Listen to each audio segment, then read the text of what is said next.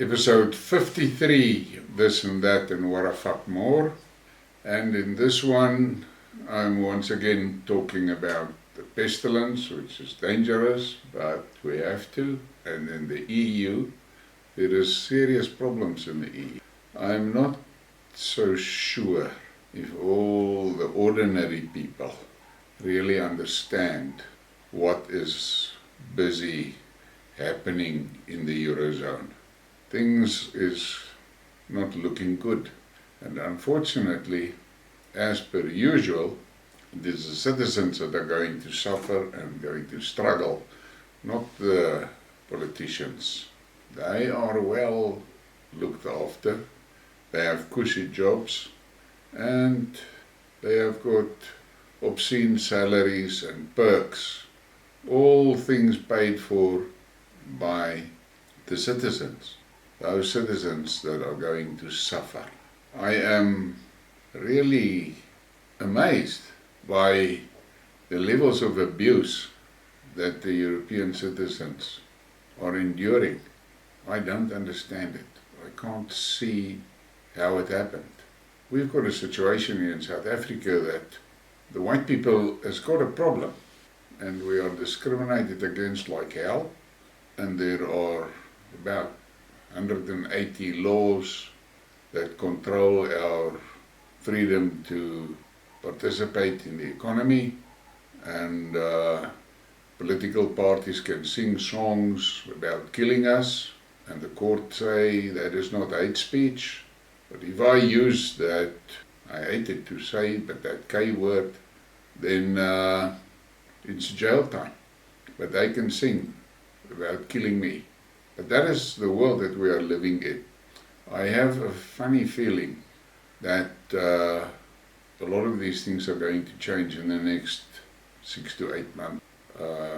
In '94, when South Africa became a so-called fucking democracy, there were a lot of my family members that were extremely tense about the whole setup, and they were in certain aspects very aggressive and so.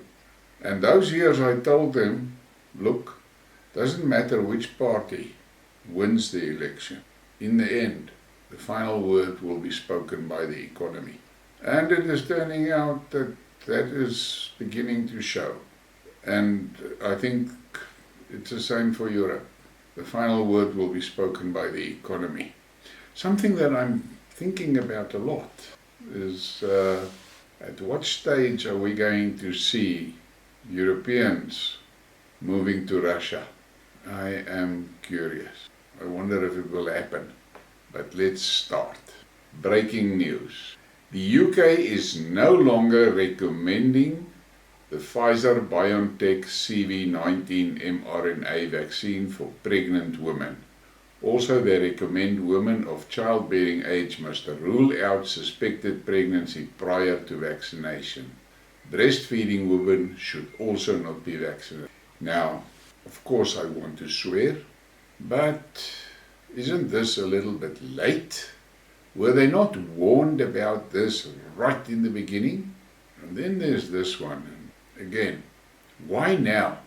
Remember when the FDA called the horse dewormer and pharmacists refused to fulfill doctor prescriptions for it? Yeah, all those people are guilty of murder. Now that is crazy.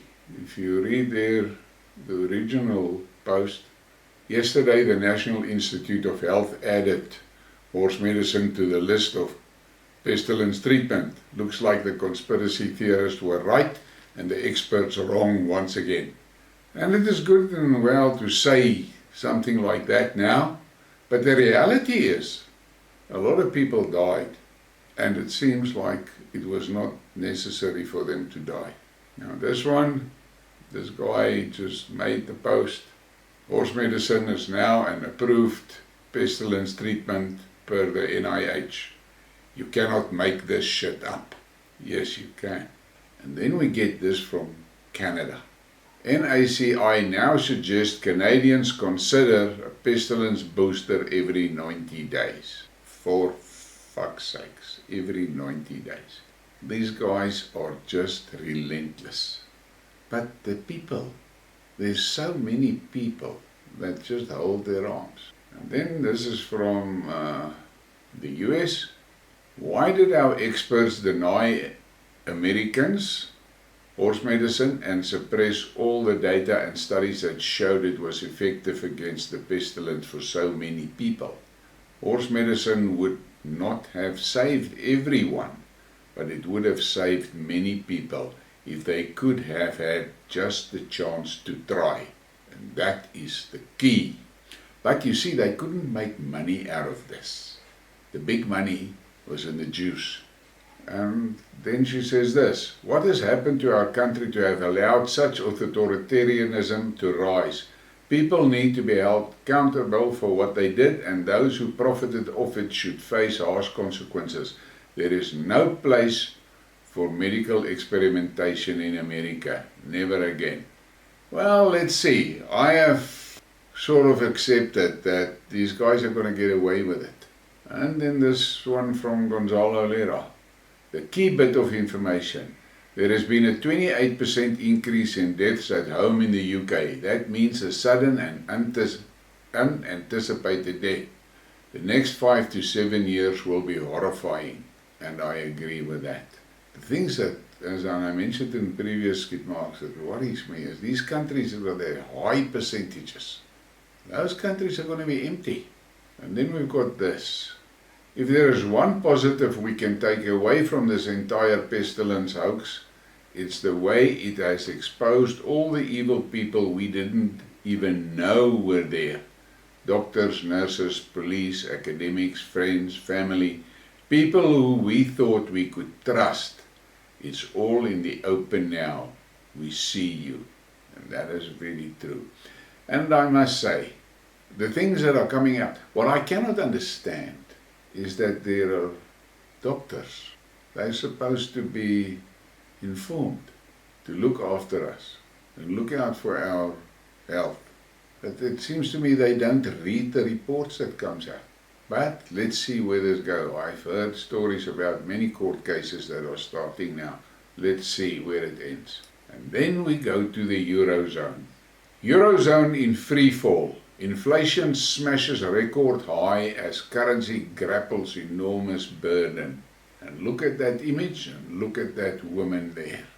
That is the person that is choir master for the WEF. Britain left the EU just to rule EU together with US Dems. And that's a fact. They are using Ukraine for destroying the EU and making hard for people in the EU. Remember, USA is not a Europe and Great Britain is an island. And that's a fact. And we've seen that in the way the US is handling the sanctions against Russia. But what they give the EU instructions of what to do, then the EU does it, and then they turn around and say, no, we're not going to do it. And this was a shocking thing from this woman. Finance Minister stating Ukraine comes before German citizens. No matter what those citizens think, and no matter how hard it gets. Unless they plan to do away with voting entirely, she may regret this statement. I don't think she's a finance minister, I'm not sure. In any case, this is, but she's from the Green Party. This is, how can you imagine a political leader saying the voice of the constituents don't matter openly? What does that tell you? That's not democracy. And then Lavrov responded to that. Yes, our citizens are suffering, but they will have to continue to suffer because we will support the Ukraine no matter what. A fantastic confession, says the Russian Foreign Minister Lavrov, in response to the German Foreign Minister Annalena Baerbock's commitment to the 8th round of sanctions against Russia.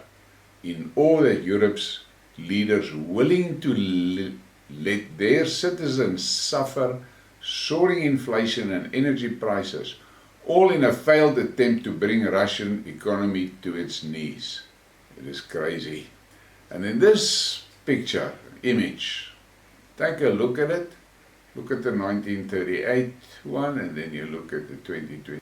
And that is very true. And then this image tells a story. There is the EU standing, America is suited up, and the wasps is taking the euro down. And then we get this. How it started, how it's going. Men are less likely to wear masks, another sign that toxic masculinity kills. And then later she says, shaming people who refuse to wear face masks isn't a good look. But she did it herself. And now she changed her tune. And then there's more from the same woman. Why Ivanka Trump's new haircut should make us very afraid. And then she says, the uproar over AOC's hair is a reminder that women can't win under the patriarchy. This woman is crazy. And then there's this post. This is happening all over the world. Protect your children. And it references a tweet by John Hawley. I just went to the Senate floor to try to pass a bill toughening sentences on child pornographers. And the Democrats blocked it. Again calling the child porn crisis a conspiracy theory. And that tells you everything that you need to know. And that is true. We better wake up and watch out for our children. These liberals and Democrats, they are trying to destroy our children. And more. Labour and the pedo party. Exclusive. Sun exposes full horror of pedophile plan. Labour chiefs. It's okay to have sex with 10-year-olds. What the fuck is that? I wonder. But then we get to a very disturbing thing. Look at that image. That girl has had her tits cut off. And the mother is very happy with it. For fuck's sakes. I posted earlier on Twitter along these lines. And all I've got news for that little mentally disturbed thing with the purple hair. Cutting your tits off doesn't make you a man. It only makes you a woman that had her tits cut off. The world has gone crazy. And then we get this from South Africa. This could have been a what a fuck. Meanwhile in South Africa, you know our country is screwed when even the animals join crime. Gay baboon terrorizes village in SA, rapes 5 men. I'm going to give you an enlargement of this. You can pause the video and you can read the article. It is absolutely hilarious. And then we're in Germany. German minister vows to back Ukraine no matter what voters think. Even if Germans take the streets over energy prices, Berlin must support Ukraine by maintaining sanctions on Russia. Foreign Minister Annalena Baerbock told the conference in Prague on Wednesday. Europeans, you better wake up. Look what your leadership is doing to you. How the fuck is this thing in charge? And here is just another post about the same thing. If I give the promise to people in Ukraine, we stand with you as long as you need us, then I want to deliver, no matter what my German voters think. How the fuck is that possible? No matter what my German voters think. German voters, you better wake up. And then here's another one that could have been a what a fuck, but it says, what 1 ounce of gold looks like in Germany, and it's a stack of firewood. How is it possible in 2022? And still in Germany. German trade shrinks as the recession fears loom. Germany's trade surplus shrank to 5.4 billion euros from 6.2 billion euros in June, with exports dropping by 2.1% and the imports by 1.5%, according to German Statistics Office. Trade is no longer a growth driver, but has become a drag on German growth. An economist at ING said in a report to clients, according to Bloomberg, global supply chain frictions, geopolitical risk and rising production costs are the obvious drivers behind this new trend. And he has forgotten to mention Russian sanctions. And more from Germany. Martial law coming to Germany. From October 1, the military will patrol the streets in Germany and special army units will be responsible for security inside the country as population about to explode on gas and electricity prices. Now, once again, this sounds very totalitarian and authoritarian to me, and they have got a big story always about democracy and pointing fingers at Russia. Look at what they're doing. And your European citizens must be ready. These politicians are lining the soldiers up for you. And then we get to that what a fuck. This one is actually a good one. Men are trash. My girlfriend went to her ex-boyfriend's house, and when she rejected his advances, he shot her with a paintball gun. And look at that neck. Now, if that is a paintball gun, I would eat my table. But men is trash. And on that note, please hit the like and the subscribe, share the thing, and have a nice day.